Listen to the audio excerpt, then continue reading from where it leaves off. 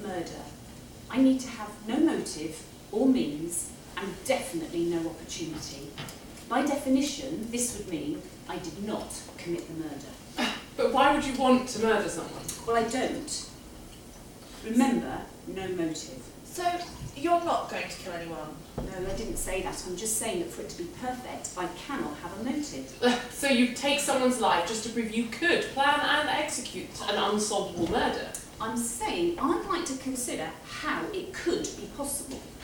But knowing how to theoretically kill someone doesn't mean you can actually do it. How many people would take the life of an innocent person just to prove they could, just to know they could get away with it? Only if they're a psychopath. Janet, is there something you want to tell us? Well, the trick would be to kill someone who deserves to die, but who has nothing to do with you. That would give you the reason, but not an attributable motive. How would you know someone deserved to die? Well, I don't think anyone deserves to die. It's too hand of God for me. Well, I'm guessing you won't be a murderer then. I think lots of people should be killed for what they've done. Finding a victim shouldn't be difficult. The world is full of sick shits. Exactly. Pick one scumbag, and then it would be about not having the means or the opportunity. Having a weapon which isn't in your possession? And being nowhere near the dead person at the time of death. Surely making sure no one else knows your plan. Yeah, no witnesses before, at or after the event. So, how to kill without means that don't lead back to you? Guys, this is really quite gruesome. I mean, how can you even consider it? Not quite what I expected from a book club. Sarah, it's just problem solving. It's like a quadratic equation. Work out the process, follow the rules, and it's solvable. Well, not really. Quadratics don't cause the cessation of life. They nearly did when I was at school. It's a game, a puzzle. A way to pit your mind against the possible, the probable, and the impossible. So how to kill a person? Well, if we consider all the motives and then eliminate those that could cause the means to lead back to you or those you know. Shoot, stab, poison? Strangle, hang, drown. Suffocate, decapitate. Don't forget crucifixion, or being torn apart by horses, or buried alive. It needs to be a method that doesn't rely on equipment that's difficult to get, and therefore, by definition, easy for the police to work out who purchased or obtained it. Guns and poison are out there. Well, unless the poison was homemade. Although you'd have to know what you were doing or find out, but not let your research become discoverable. Otherwise, it's as bad as a smoking gun. You guys are taking this way too seriously. You've been reading far too many crime novels. And anyway, women don't kill or think about killing. Not unless it's a crime of passion. It's just not normal. You know, if women want to be taken seriously, they have to be capable of thinking and doing not just the best of things, but the worst. Women can't expect to take their seat at the top table without getting their hands dirty. But murder! You're missing the point. You said we shouldn't even be thinking about it because we're women. But if we want to be strong and taken seriously, we have to think about that which is gross and detestable. Yeah, we can't hide behind our soft bodies if we're to make a difference. That means no concept or idea is off limits because you're a woman. But most men wouldn't consider murder. No, but they might talk about it, consider ideas and play with possibilities. And you wouldn't be as horrified as you are with us because they're men and we're women. I'm sorry, but you guys are freaking me out. Maybe it's the wine, but I've had enough. I'm out of here. I'll catch you guys later.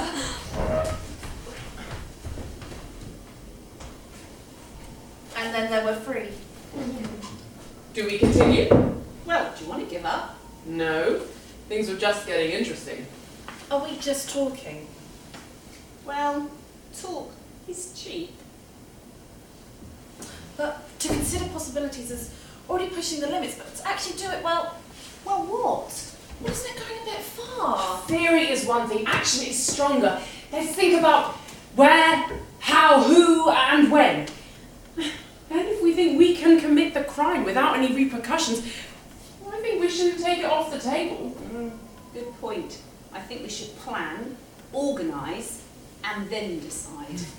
Okay, it's on the table, but that doesn't mean we have to eat it. Interesting metaphor. Could be a means to an end. Death with no evidence.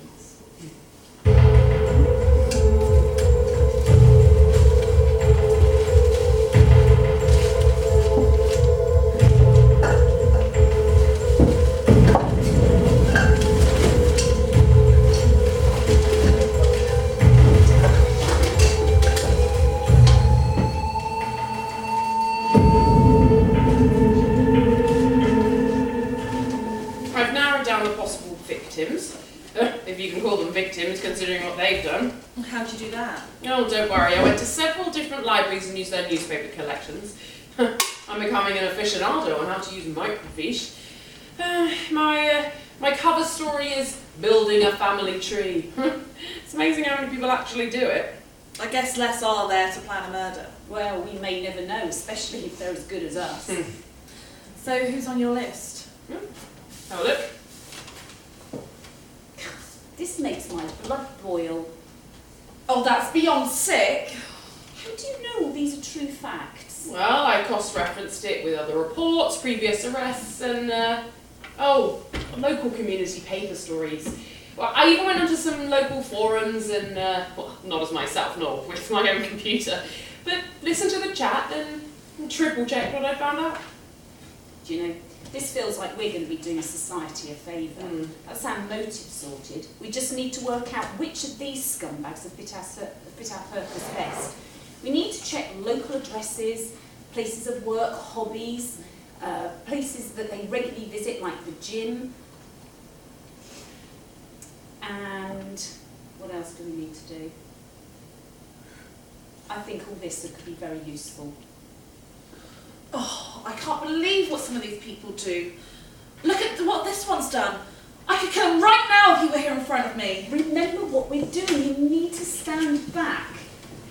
Now, this needs to be methodical. No emotional rage, no female hormones sprayed all over the evidence. We have our motive that doesn't link back to us, and killing whomever we choose will be possible because they're not innocent. But we can't get involved.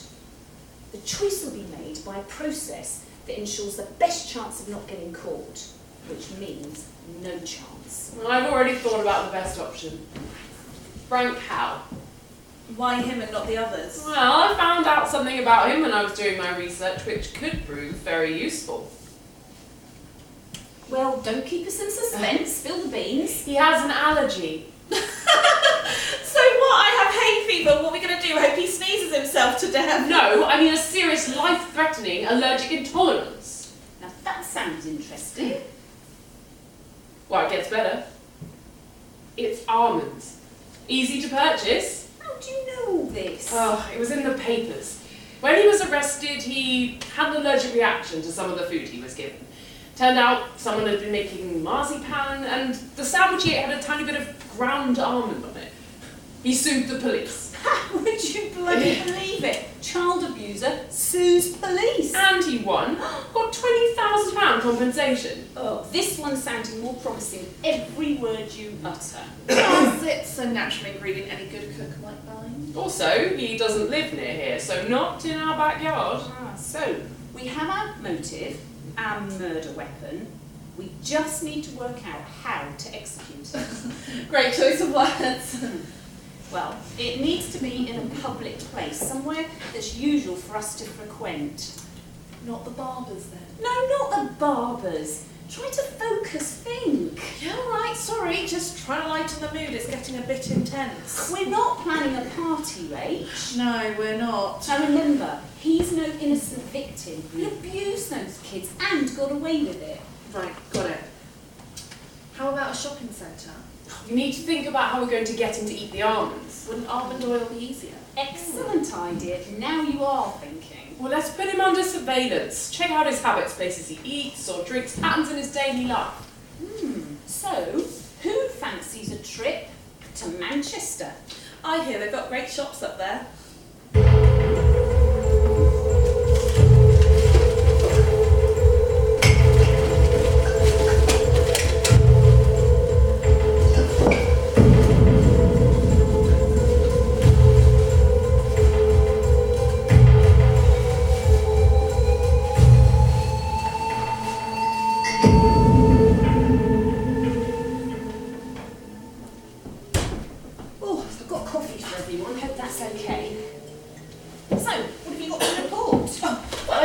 lovely jacket. It's just About the mission. Well, he lives in a flat above a shop off of York Street. On his own, I'm pretty sure. Well, pretty sure's not good enough. Well, short of me breaking and entering, there's not much I can do apart from watch. And nobody else has gone in there. Okay, keep your hair on. Check the electoral register. Yeah, all right. What about you? Well, I checked out where he works. Well, I use the word work loosely, as all he seems to do is sit, pick his nose and wipe it on his trousers, and play on his phone. He's supposed to be a security guard, but you know, I never see him do any rounds or anything. He never even looks up when people come in or when they leave. Anything could go missing from that place, and he wouldn't be any the wiser. Waste of space in all areas, it seems. There is one good thing though. He does seem to be a bit of a creature of habit. He comes into work on time and leaves at 5 p.m. on the dot. He goes to the loo at 10 a.m. and 2 p.m. without fail. He has his lunch at 12:30, tea and biscuits at 3 p.m. and it's been the same all week. How the hell do you know if it's tea or coffee? Have you spoken to him? Don't be stupid. He gets his coffee and his bacon roll from the van parked outside work. And I overheard him say to one of his colleagues that he was going to get his threesies. And his colleague said, "Oh, nice cup of coffee." And the slob replied, "No, it's always tea. Can't drink coffee after lunchtime because it plays havoc with my digestion." We're going to play more than havoc with his digestion. Where's Hannah? Shouldn't she be here right now? I'd say shopping, but have you seen her wardrobe? She said she was going to check out places he likes to eat and where to buy almond oil from. Ah, finally! What time do you call this? I did it. What? It just happened. It all seemed to fall into place and then it just happened. What? Quiet. You're making a scene. Now sit down and be calm. It's done. He's dead. At least I think he is. He wasn't moving. What the fuck are you talking about? He was sat outside. I had the oil and I walked past that cafe he always goes to after work and I just tipped it on his chin as I walked past. What are you talking about? 1 minute the bottle was in my pocket and the next it was in my hand, cap off and I was squirting it on his food as he turned around to get some salt from the table behind. You did what? Keep your voice down. Let me get this right. We've been planning this meticulously, and you just went right ahead and did it. Sort the planning. She just killed someone. I need a drink. You need your head tested. Fuck, I don't believe it. You're kidding us, aren't you? Holy shit. You really did do it, didn't you? He just kept eating. He made a funny grimace at one point and then he just shoveled his food down like he always does and then I stayed Oh around. my god! What are you guys doing here? Sarah. Hi Janet, long time no see. Hi Rachel. Hi Hannah. Oh, why are you here, Sarah? Oh, my sister lives here. I pop up from time to time just on the spec. Although, I'm hoping she'll be in. But she won't be back from work yet. She doesn't know I'm coming. Hannah, are you sure you're okay? You look very pale. No, she's fine. Listen, we were just leaving. Oh, okay. Well, I hope you're not driving, because they closed the road further downtown. Some guy has collapsed. I think he's dead. Hannah, are you sure you're okay? Yeah, we have to go. Yeah, sorry, Sarah. We have a previous engagement. Listen, we'll catch you later. Oh, that would be great. Hey, maybe we could start book club again. But no more crime novels. You guys really threw me with that talk of murder. I actually thought you were serious. You mean deadly serious? Oh, Janet, you always did like to be dramatic. Actually, Sarah, why don't you come with us?